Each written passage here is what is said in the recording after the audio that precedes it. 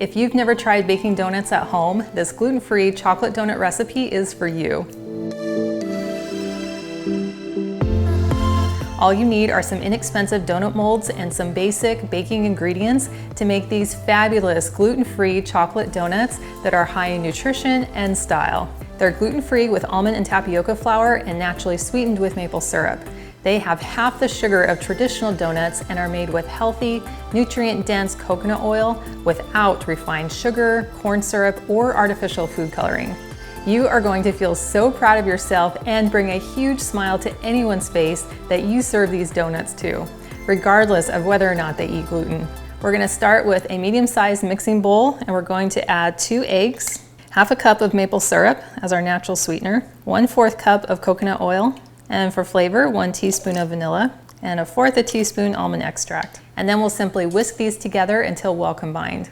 Now we'll add our dry ingredients, which includes 1 1/4 cup of almond flour, half a cup of tapioca flour, 1/4 cup of cocoa powder, and then I have half a teaspoon of baking soda, half a teaspoon salt, and half a teaspoon of cinnamon. Now we'll simply whisk these together until well combined.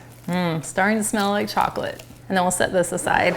These are my favorite donut molds because they're made out of silicone, which means they're super flexible. And what I really like is that the center column is raised up higher than the sides of the tray, which helps to keep an open donut hole as the donut bakes. This recipe makes 12 donuts, so I'm going to use 2 of these trays. Now, because these are flexible, you're going to need to put them onto a baking sheet in order to be able to take them in and out of the oven. And then you'll want to generously spray them with an oil to prevent your donut from sticking. I'm just using coconut oil since that's already in the batter. So I'm gonna go ahead and spray each cavity.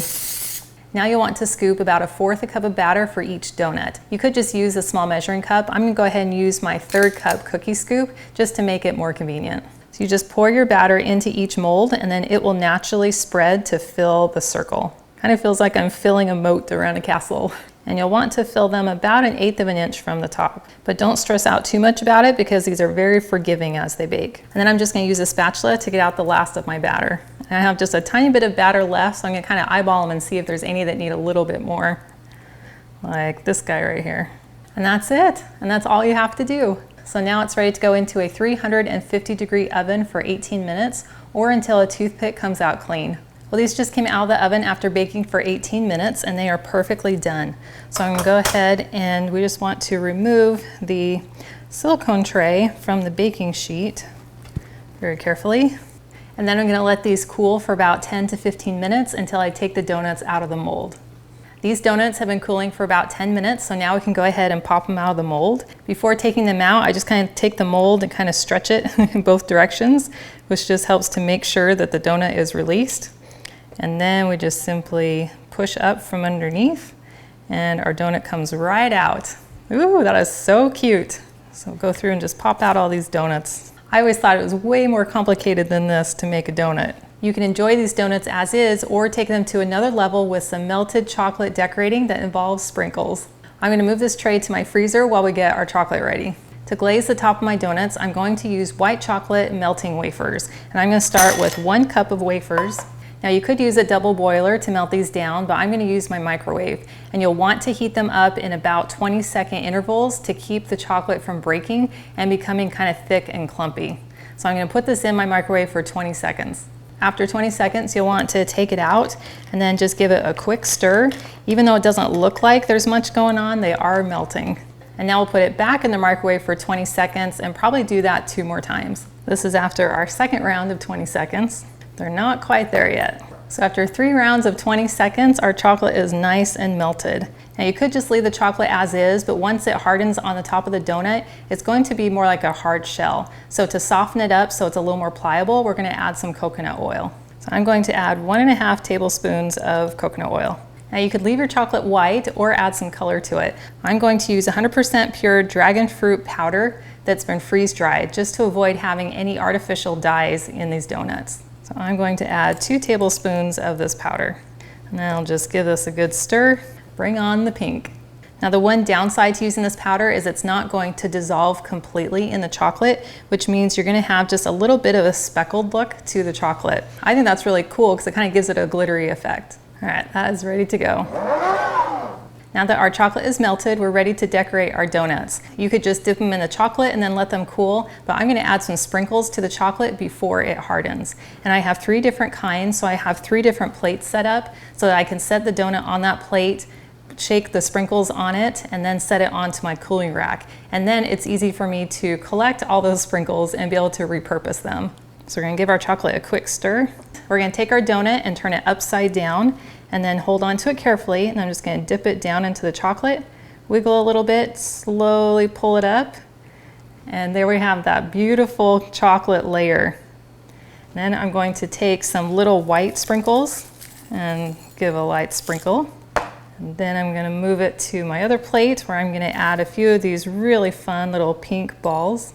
And then it goes onto my cooling rack. So I'll take another donut, turn it upside down, just dip it down in the chocolate, give it a little wiggle, gently pull it up. Now I'm gonna put it onto this plate. I'm gonna add some of these hot pink little sugar crystals.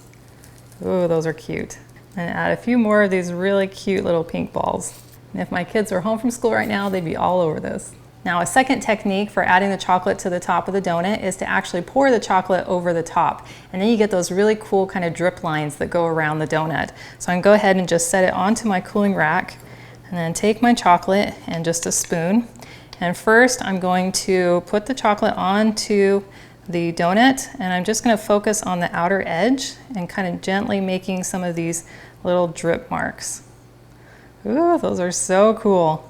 And this is why you wanted to add that coconut oil to your melted chocolate so that it would be smooth enough to be able to run. All right, now that I have all my drips, I can go ahead with a little bit more chocolate and then just kind of go over the top of the donut to make sure it's covered up at the top. This is so fun. And now I'll add this assortment of natural sprinkles.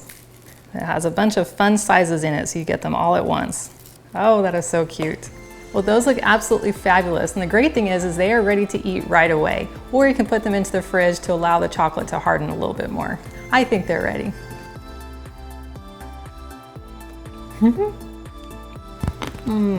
Crunchy. That is delicious.